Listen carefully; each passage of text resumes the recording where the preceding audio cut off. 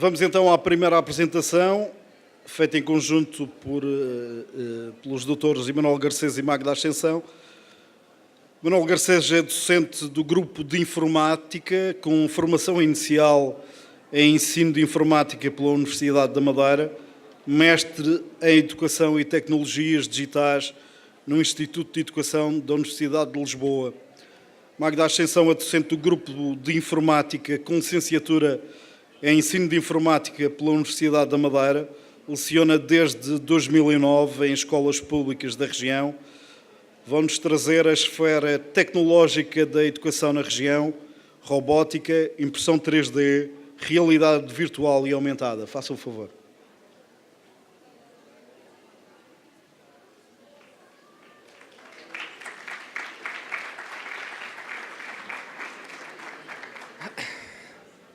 Bem, bom dia a todos. Peço antes de mais um pouco de desculpa pelo nervosismo, não é habitual falar a tantos, ainda por cima tantos colegas. Agradeço a todos a participação e o estarem aqui presentes. Eu gostava de dar um agradecimento especial, dado que até parece que me sinto novamente outra vez na universidade, dado que tantos dos meus professores cá estão. E é uma honra poder estar junto a eles e a falar destas temáticas. Venho cá falar de um projeto que já existe há algum tempo. O projeto começou essencialmente com a questão da robótica, mas é um projeto que já existe há algum tempo e já vi vários colegas cá de profissão que já tiveram a oportunidade de experimentar e trabalhar diretamente com o nosso projeto. O projeto sofreu um aumento recentemente, pelo que expandimos um pouco o âmbito do nosso projeto, além da robótica educacional, que é algo que já fazemos há algum tempo, também a modelagem por fusão de posição, que é uma forma um pouco mais interessante de chamar aquilo que é vulgarmente conhecido como a impressão 3D, realidade aumentada e realidade virtual. O projeto, que é o projeto CAPER, novamente já existe aqui há algum tempo na região, pelo menos desde 2009, 2010, com o levantamento de necessidades nas escolas, com a formação, criação de workshops, trabalhar diretamente com professores, fazendo pequenas demonstrações, até diretamente dentro da sala de aula, mostrando um pouco das tecnologias, numa fase inicial da questão da robótica educacional. E então, face a todo este tempo em que temos trabalhado neste projeto, não sou eu, mas toda a equipa que tem vindo a trabalhar ao longo do tempo, que tem aumentado e diminuído ao longo do tempo, também novamente um agradecimento especial a todas essas pessoas que participaram e que de alguma forma contribuíram. Temos vindo a ver alguns projetos, até mesmo dentro da própria escola, a levar um pouco das tecnologias e a tentar trazer um pouco do futuro para o presente e para o atual. Ao longo do tempo, e aqui estão colocados vários números, o número de escolas inscritas e que têm trabalhado connosco tem vindo a crescer, pode ter havido algumas flutuações, mas tem vindo a crescer, com um ênfase especial para este último ano, até muito devido à nova aposta que houve no último ano, com novos equipamentos, com um novo foco em realidade virtual, realidade aumentada. Esse novo foco traduz-se em mais escolas a quererem participar, a quererem desenvolver atividades relacionadas com as tecnologias. Posso dizer que, até o momento, ainda não consultei o e-mail hoje, mas até o momento já tínhamos 24 escolas inscritas. Em workshops e demonstrações efetuadas até o momento, até o presente dia, já foram 16. E aqui engloba-se desde pequenas workshops diretamente a trabalhar com os professores e mostrar como é que as coisas funcionam, como é que podemos tirar partido desta tecnologia, como podemos enriquecer a sala de aula, seja professores de matemática, seja professores de inglês, seja professores de disciplina for, mostrar-lhes de facto que temos estas tecnologias, podem tirar partido desta e desta forma, podem usar em sala de aula, mostrar diferentes estratégias, o que é que podem fazer. Temos neste momento Da última vez que eu novamente acedi ao e-mail, já eram 28 as requisições, já temos requisições de equipamentos até basicamente o terceiro período. Temos um calendário de requisições, por exemplo, a partir da próxima semana, que já começa a ser difícil até de gerir os equipamentos que temos para garantir que todas as escolas tenham a possibilidade de facto de utilizar. E de um número muito conservador, porque este número que eu ali tenho de alunos é muito conservador neste sentido, em que nós trabalhamos muitas vezes diretamente com a própria turma, de um próprio professor. Vamos a uma escola, fazemos uma sessão de demonstração diretamente para um grupo de alunos, e é por aí que vêm muitos destes números, mas muito do trabalho acaba por ser dos professores, de todos nós, ou melhor, de todos vós que estão aí sentados desse lado. Porque assim que os equipamentos saem da nossa mão e passam para a sala de aula de cada um dos respectivos professores, perdemos também um pouco da noção da quantidade de alunos reais que estão, de facto, a trabalhar com todas as tecnologias. Por isso, este número é muito conservador. Têm sido estes equipamentos, de facto, passados às escolas. As escolas têm desenvolvido atividades com os mesmos, e assim que passa esta barreira, começa a ser um pouco mais difícil de podermos contabilizar exatamente quantas pessoas é que estão. Porque acaba por acontecer algo que tem acontecido em várias escolas, que é poderem um professor estar numa sala de aula a utilizar um robô ou a utilizar, a exemplificar algo que eu vou falar imediatamente a seguir, que é a questão da impressão 3D, a mostrar alguns dos projetos que os seus alunos andaram a desenvolver. O professor que está na sala ao lado acaba por, mas como é que conseguiram fazer aquilo? Será que eu também não podia ter isso na minha sala de aula? E muitas vezes um equipamento foi requisitado, digamos, a um professor que se interessou e que fez a requisição e que pediu o nosso material, muitas vezes acaba por toda a escola poder participar. E há imensas escolas onde aqui isso está a acontecer. Há um professor que, vamos responsabilizar eu por pedir os equipamentos, vamos pedir o tempo máximo possível, mas vamos dividir o tempo entre nós para darmos a oportunidade, por exemplo, a todas as turmas de um oitavo ano de conseguirem trabalhar com estas tecnologias, conhecê-las frente a frente. Como eu tinha falado, houve um reforço no ano letivo passado, além da robótica educacional. Temos agora equipamentos de, basicamente, modelagem por fusão de posição, que é o nome correto da tecnologia, que não é mais aquilo que é vulgarmente conhecido pela impressão 3D. A impressão 3D está, neste momento, numa fase, não propriamente teste, mas uma fase de experimentação, para vermos nas escolas como é que podemos funcionar com os equipamentos que temos. Temos uma quantidade limitada dos mesmos e estamos a tentar distribuí-los da melhor forma para que possamos abarcar o máximo de pessoas possível, o máximo de alunos possíveis que possam tirar partido, não só os alunos, como os professores, como a própria escola, os funcionários, toda a gente possa tirar partido desses equipamentos. Por isso ainda estamos a trabalhar com um grupo relativamente pequeno de escolas, a tentar desenvolver atividades, algo que haverá alguns exemplos um pouco mais à frente. Na robótica educacional, já muitos colegas já tiveram a oportunidade de trabalhar com eles, acabam por saber, desde trabalhar com a matemática, de trabalhar com, no caso, como é o meu caso, que é a área da informática, a programação. A robótica educacional é fundamental a nível do raciocínio lógico, ajuda a preparar muito o raciocínio lógico, algo que às vezes, pelo menos como professor de informática, eu falo como professor de informática, noto essa dificuldade.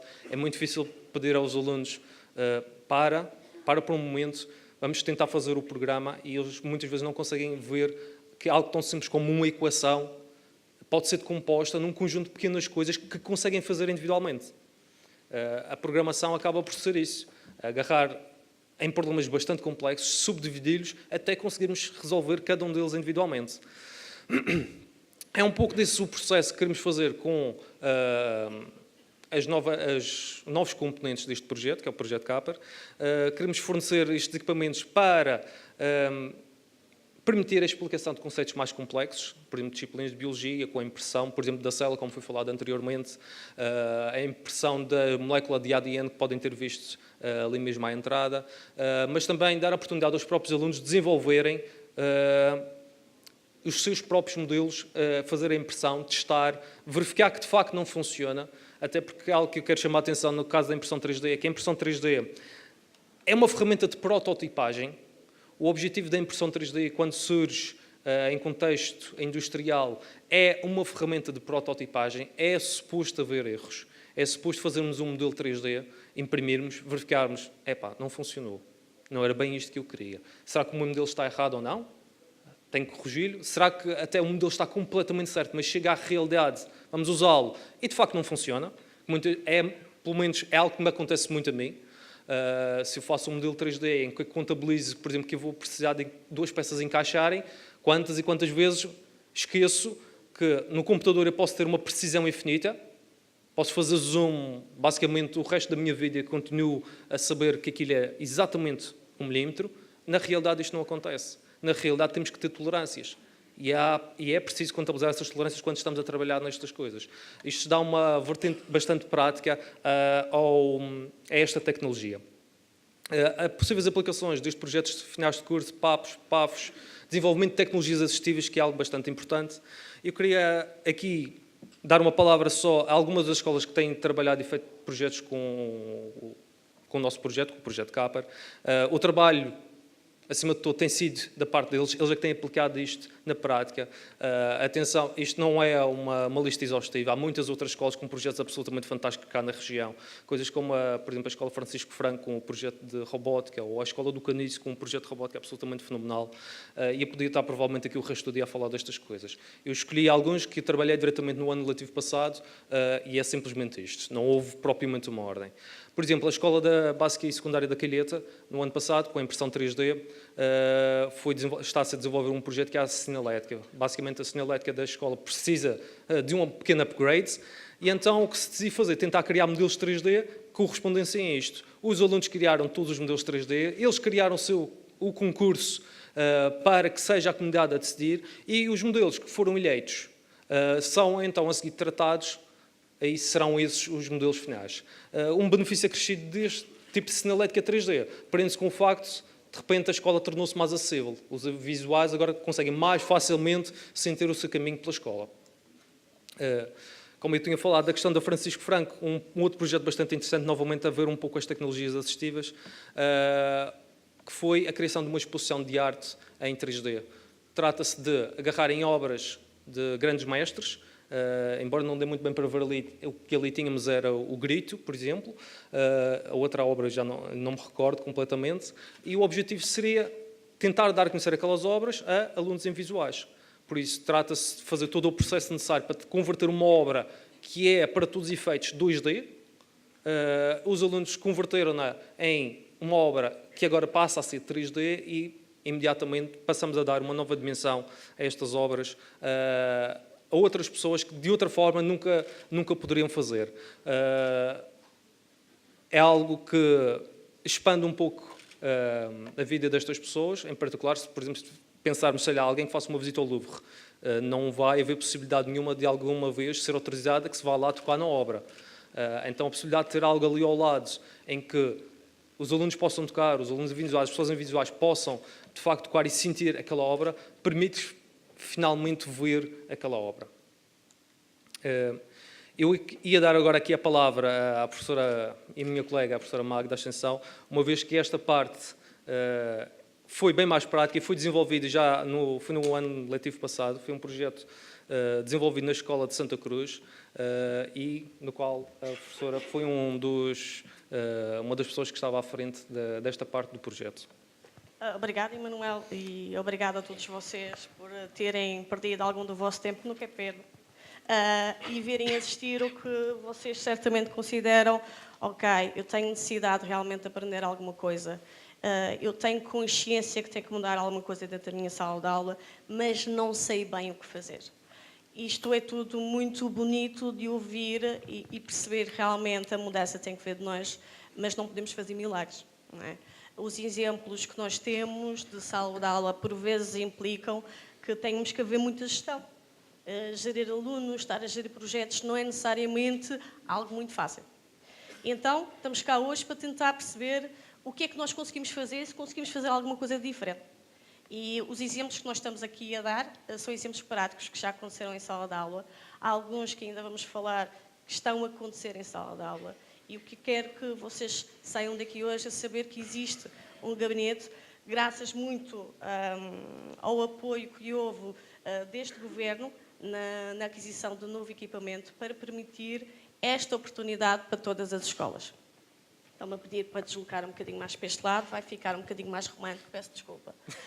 Um exemplo que aparece ali, outro exemplo prático de sala de aula, foi na escola de Santa Cruz. Foi um projeto de recriação de um jogo colaborativo denominado Pérola do Atlântico. ênfase na recriação. O jogo já existe na venda na FNAC, chama-se Forbidden Island, não é propriamente muito barato. Este Pérola do Atlântico, desenvolvido com uma turma de 10º ano de curso de turismo, não tem preço, como podem imaginar. O objetivo aqui foi utilizar a disciplina de TIC, os conteúdos da disciplina de TIC e criar um projeto de turma. Os alunos tiveram aqui a oportunidade, graças ao projeto CAPA, de haver uma parceria em que, não sei se dá muito para ver, nós temos ali uma série de cartas na mesa, as cartas são correspondentes a paisagens fantásticas da Ilha da Madeira. Foi feito um tratamento com software de edição de imagem para aplicar aquele efeito de pintura. Depois, à roda, temos uma espécie de tokens, /tesouros, que foram desenhados pelos próprios alunos. Uma turma de 22 alunos, foram desenhados 22 tesouros. Só depois, no fim, houve uma seleção dos quais seriam escolhidos, e para esta elaboração destes tesouros, além do software utilizado CAD, tiveram de fazer pesquisa. No curso de turismo tiveram que aprender um bocadinho sobre a história, de lendas e mitos, e criar a sua personagem, criar o seu objeto. Poderá não dar para ver muito bem ali, mas temos um objeto que representa, por exemplo, cabra de lobos, o lobo marinho. Outro objeto que foi denominado a cálice sagrado, porque não se podia fazer nenhum jogo sobre a região da Madeira sem falar do cálice sagrado da Poncha, portanto é o nosso elixir dos deuses. E por fim tiveram que elaborar também e criar, através da prototipagem, os modelos dos peões, que novamente, vou-te pedir um bocadinho de água que já estou a ficar seca, estou um bocadinho intimidada. O Emanuel está a trabalhar para mim. Obrigada, já me sinto muito melhor. Então, o objetivo deste jogo, para além de termos passado muito tempo juntos, como vocês podem imaginar, os projetos de turma são fantásticos, mas vamos ser realistas. Os tempos que nós temos por semana não dão para metade disto. Tinha 2 tempos por semana, felizmente dava aulas à noite e tinha estas amáveis alunos a me fazer visitas noturnas, que em vez de estar a trabalhar com o Zefa, estava a orientar os seus projetos até às 10, 11 e meia-noite. Isto não existe. Nós não temos muitas turmas assim. Vou-lhes contar um segredo. Esta turma não era assim. Ficou assim porque, vou ser realista, não fui os 22 alunos. Foi um grupo de alunos. Foi o suficiente para termos feito diferença para aquele grupo de alunos. Vou passar-se um bocadinho à frente. Agora, esquecendo um bocadinho as impressoras 3D, sem esquecer, porque o nosso contacto será dado a seguir, vou falar um bocadinho do que já está a ser aplicado este ano letivo em contexto de sala de aula, no caso da realidade aumentada, e o porquê trazermos a realidade aumentada aqui. Vamos ser realistas, tecnologia é o máximo. Nós não temos estes recursos em sala de aula. Mesmo que tenhamos materiais para requisitar e dar oportunidades às escolas, muitas vezes são os próprios professores, naquela mochila pesada, que têm que trazer todo o equipamento a mais algum. Este exemplo é um exemplo prático. Foi dado o desafio este ano, com flexibilidade e autonomia curricular da Escola da Levada, estar a trabalhar no 5º ano com inglês, TIC e música. Então, criar conteúdos interativos usando estas 3 áreas de saber, como vocês podem imaginar, tem sido um desafio. Ainda bem que não há câmaras nas nossas reuniões, só para que vocês saibam. Este desafio englobava em dar o conteúdo do alfabeto em inglês, e para o efeito usamos uma app no nosso aplicativo móvel chamada Animal 4+, em que têm os cartões que funcionam de marcadores. Não é preciso nenhum registro para descarregar a aplicação. A maior parte, para ter acesso a todas as cartas, aí sim já é aceito um pagamento, mas por uma aula de 45 minutos não se consegue dar o alfabeto todo. Há online de 6 a 9 cartas para serem impressas, e foi uma atividade engraçada em que os miúdos puderam ver o objeto, ser telesportado em 3D e ouvir a dicção correta em inglês do objeto, fosse a girafa ou fosse o cão. Outro exemplo que eu vou-te pedir para passares à frente, que também está a ser aplicado em algumas escolas de ramo e fortemente, graças a Deus, partilhado nas redes sociais, é o Halloween. Novamente, uma temática da língua de inglês. O objetivo e aqui o desafio era criar uma atividade envolvendo as novas tecnologias de forma a criarmos uma Jack-o'-lantern. E em vez de pegarmos numa faca e esfaquear a nossa abobrinha, vamos dar uma canetinha preta aos nossos jovens e usar um bocadinho a criatividade deles e desenharem o que eles achariam ser a abóbora ideal. Não trouxe alguns exemplos, porque é uma atividade que ainda não acabou, mas posso dizer que tenho visto abóboras fantásticas. Minions, abóboras, Avengers, abóboras. Criatividade não tem faltado. Imaginem qual é a sensação do próprio aluno ver a sua abóbora acabada de desenhar no seu telemóvel, instalando a aplicação do Quiver e ver o objeto em 3D com uma musiquinha de fundo. Não trouxemos as fotos disso, mas posso-vos garantir que é fenomenal. Para falar de realidade aumentada, tenho que falar de realidade virtual e não vou estar a designar o que cada uma delas é.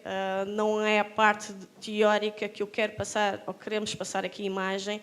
A ideia aqui é, nós estamos aqui para colaborar com os professores e professores estão aqui para colaborar com todos, que é a parte mais importante, que são os alunos. A realidade virtual, também graças a este governo que houve uma iniciativa extraordinária na aquisição de equipamento, temos à disposição das escolas para requisição óculos de realidade virtual. Ora bem, isto é fantástico, temos os óculos, mas para isso não é suficiente. Ainda precisamos de mais equipamento. A verdade é que nós temos que usar e parar com estas reticências em usar o equipamento que nós já temos em mão, seja o telemóvel dos alunos, seja o nosso próprio telemóvel, e criar, por exemplo, uma visita guiada ao Museu do Louvre e ir à Austrália sem sair da minha sala de aula.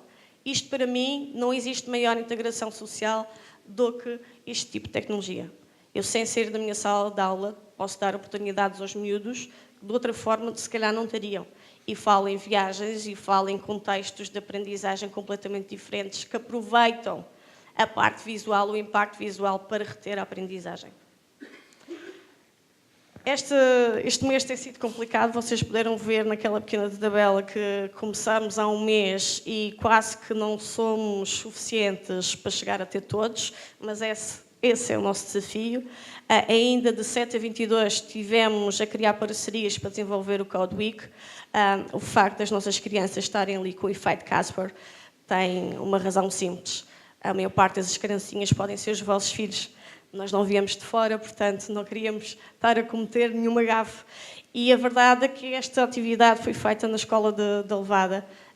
Teve duas vertentes. A vertente de continuarmos a fazer demonstrações e requisição de equipamento durante esta semana e a convite do grupo de informática da Escola de Levada, abrimos as portas e criamos uma série de atividades para estas turmas que envolveram desde robótica educacional, a apresentação dos nossos robôs novos e serviu um bocadinho de testing. Achávamos que o cubeto ia funcionar para o primeiro e segundo ciclo e depois reparamos que se calhar algumas turmas do 8º ano também achavam piada a isto. Só para nos dar algum número, participaram nesta atividade 10 turmas em grupos pequenos, grupos de 10, 11 pessoas de cada vez e podemos dizer que chegamos em média nesta escola a facilmente a 160 alunos. Eu vou passar agora a palavra ao Emanuel, que vai-vos explicar isto, como é que funciona para vocês terem acesso a estes recursos. Bem, muito obrigado. Vou então continuar.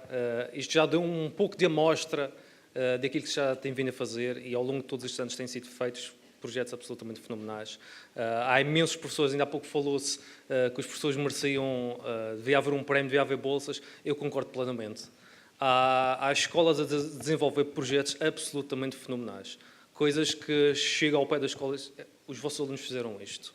Epá, isto é incrível, porquê que mais ninguém sabe disto? Porquê que isto não está divulgado?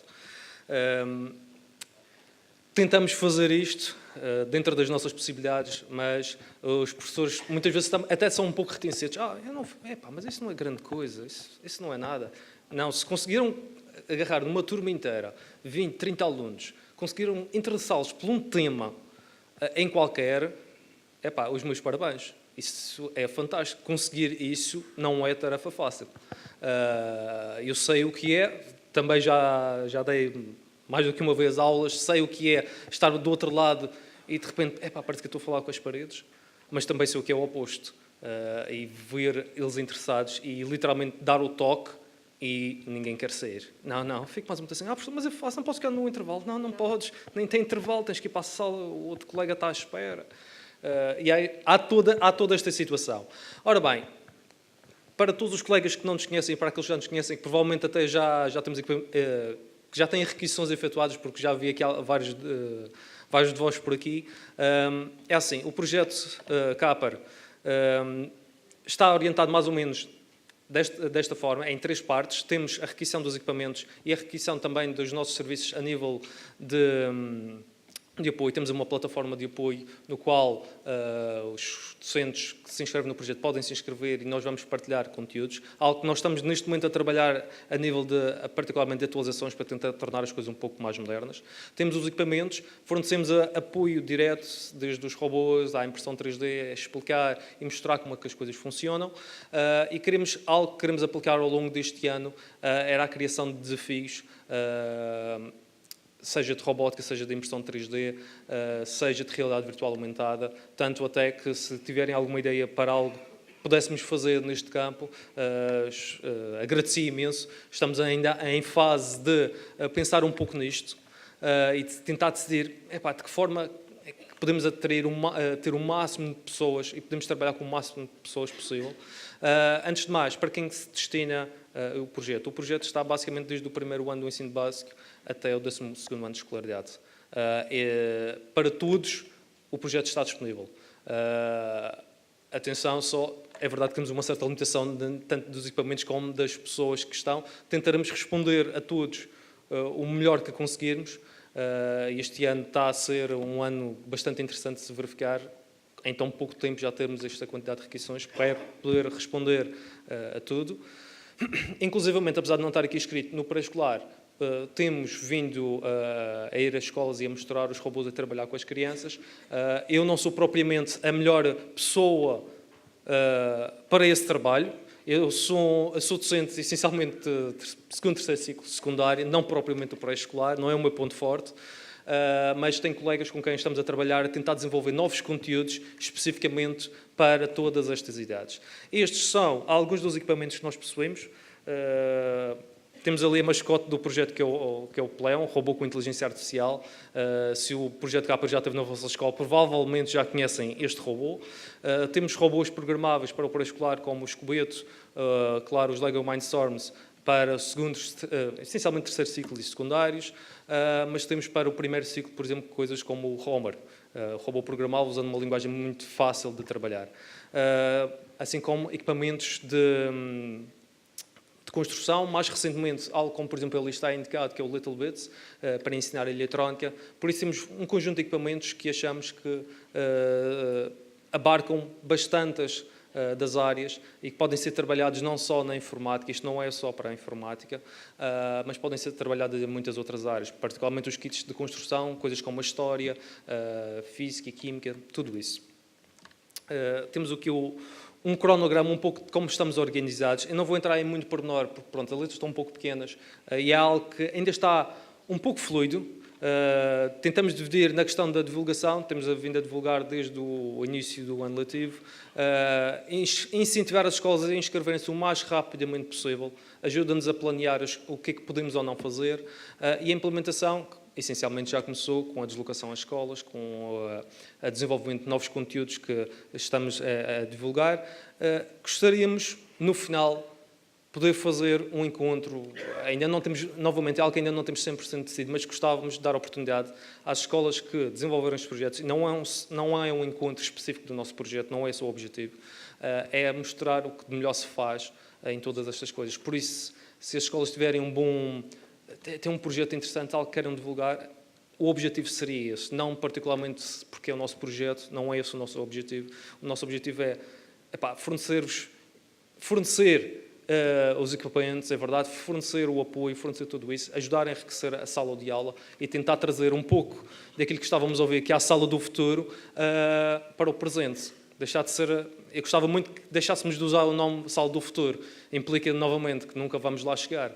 Eu preferia que fosse a sala atual e do presente.